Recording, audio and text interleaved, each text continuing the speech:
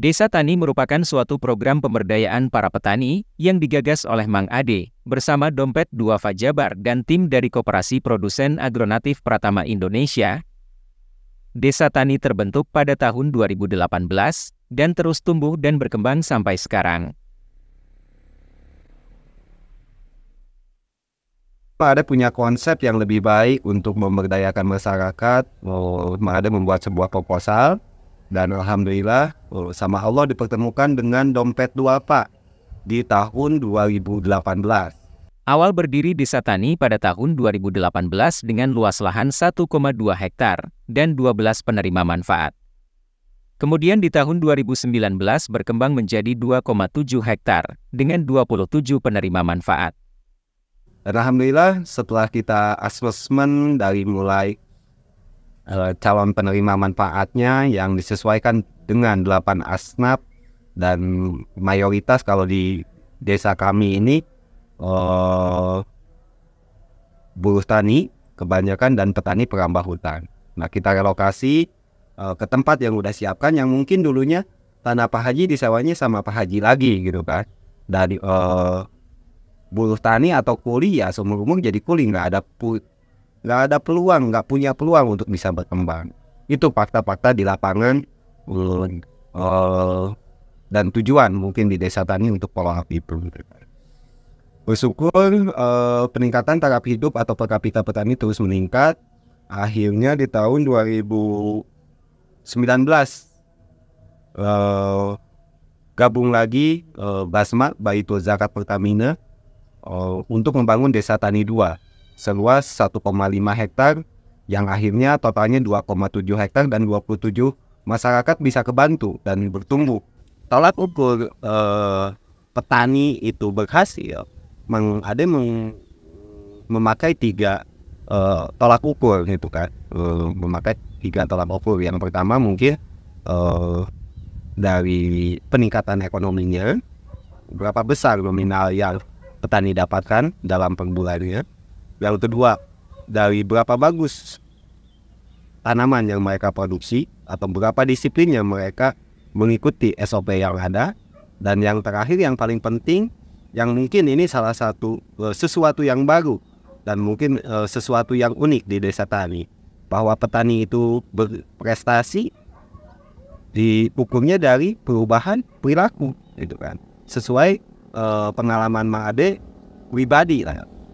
Karena Mang Ade punya keyakinan saat perilaku petani itu berprogres atau bertumbuh, secara tidak langsung nilai ekonomi ataupun pertumbuhan tanaman itu balance, seimbang, mengikuti gitu kan. Jadi salah satu tolak ukurnya yaitu perubahan perilaku. Jadi attitude lah. 2022 di ACC sama PTPM, dan itu bukan sesuatu yang membahagiakan 100% gitu. Satu sisi kita euforia, kita berbahagia, tapi satu sisi bingung. Duit dari mana ini ngebangun lahan 10 hektar gitu kan. Dan Allah selalu hadir. Allah ngirim tangan-tangannya untuk membantu kita gitu kan. Banyak yayasan yang mau berkolaborasi. Jadi 2022 ini kita membuat sebuah program kolaborasi membangun negeri, dan banyak yayasan filantropi yang gabung lagi gitu kan, seperti Berlian itu yayasan Baitul Malnya BRI, BPR SHIK gitu kan, ada donatur individu juga gitu kan, dan lainnya lah, dan termasuk BI juga. Bank Indonesia sekarang hadir juga di Desa Tani, alhamdulillah, support smart farming dan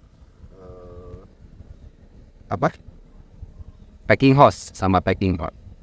Nah, Desa Tani fleksibel lah kita bilangnya, Desa Tani Bukit Unggul sebagai ikon kita gitu kan. Karena posisi kita ada di Bukit Unggul, ini lebih dari satu langkah lagi lah, lebih maju dari pertanian integrasi atau integrated farming gitu, yang dari hulu sampai hilir udah kita pegang gitu kan. Mulai dari pengolahan kompos, penyemaian, budidaya, pasca panen atau packing house, pemasaran udah kita lakukan. Nah, di Desa Tani Flagship ini kita satu langkah ingin lebih maju gitu, yaitu 3 field unity, 3 bidang dalam kesatuan: pertanian, peternakan, sama agro eduwisata. Karena analisa kita pertanian itu yang bisa kita jual bukan hasil produksinya aja. Jadi kalau kita nanam brokoli, bukan brokolinya doang yang bisa kita jual gitu kan. Ternyata view-nya bisa kita jual. Segini indahnya gitu kan. Tempat kita gitu kan. Edukasinya bisa kita jual, edukasi dan value-nya bisa kita jual, dan itu menghasilkan. Jadi Mang Ade punya target gimana caranya petani itu memiliki penghasilan mingguan, bulanan, dan musiman gitu kan. Dan hasilnya insya Allah 100% buat petani. Nggak pernah kita pungut. Kalau investor mungkin bagi hasil. Kalau perbankan ada bunga gitu kan, administrasi dan lainnya. Kita sama sekali enggak. 0%. Mang Ade hidupnya dari mana? Pengurus hidupnya dari mana? Karyawan hidupnya dari mana? Banyak yang terlibat sebagai penerima manfaat tidak langsung, istilah kita. Itu dari core bisnis yang kita bangun. Yang pertama ya packing house. Jadi kita olah produk-produk hasil pertanian, kita supply ke retail, Horeca gitu kan, hotel, restoran, dan kafe. Terus kita kirim ke online juga gitu kan. Yang kedua rumah semai. Rumah semai terjadi transaksi ekonomi dengan petani, dan Mang Ade udah jelas pasarnya, apalagi di Lembang sini ya. Banyak petani-petani yang membutuhkan bibit gitu kan untuk siap tanam. Nah, makanya Mang Ade membangun salah satunya core bisnis rumah semai gitu kan. Dan sekarang udah menghasilkan dan udah membuka lapangan kerja buat beberapa ibu-ibu dan laki-laki untuk mengelola rumah semai tersebut. Yang ketiga itu rumah saprodi atau toko pupuk. Di sekretariat di Desa Cibodas udah berdiri satu toko untuk penjualan pupuk ke masyarakat umum dan penerima manfaat di desa tadi. Alhamdulillah itu membuka lapangan kerja juga gitu, dan bermanfaat buat masyarakat dan mengedukasi lebih baik penggunaan kimia itu seperti apa gitu. Yang selanjutnya core bisnis yang udah berjalan itu meskipun masih kecil gitu, tapi udah berjalan, yaitu rumah edukasi. Jadi banyak teman-teman yang belajar di sini, teman-teman siswa gitu kan, teman-teman Purnabakti gitu kan, teman-teman masyarakat umum yang mau belajar pertanian ke sini itu ada nominalnya, dan alhamdulillah udah berjalan. Apalagi kalau udah bertumbuh lagi agro edu wisata ya, itu udah menghasilkan. Berarti udah 4 core bisnis yang udah menghasilkan.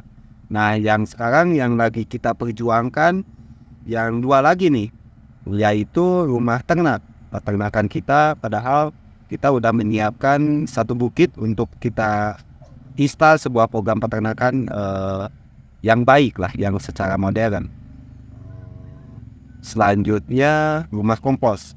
Rumah kompos saat ini udah terbangunkan bangunannya, tapi Mang Ade masih berjuang sama tim nih untuk mendapatkan anggaran modal kerjanya. Nah itulah kenapa karyawan bisa hidup tanpa mengambil keuntungan dari petani gitu kan. Jadi kita hidup dari core bisnis yang kita bangun saat ini. Kita ingin terus berbagi lah intinya. Ya mudah-mudahan Tuhan Allah kasih jalan terus dan kasih kemudahan buat kami di sini di Lembang ini, biar semua cita-cita kita bisa terrealisasi. Mohon doanya buat semuanya. Mudah-mudahan Koperasi Produsen Agronatif terus bertumbuh dan pengurusnya, petaninya tetap sehat dan tetap amanah. Assalamualaikum warahmatullahi wabarakatuh.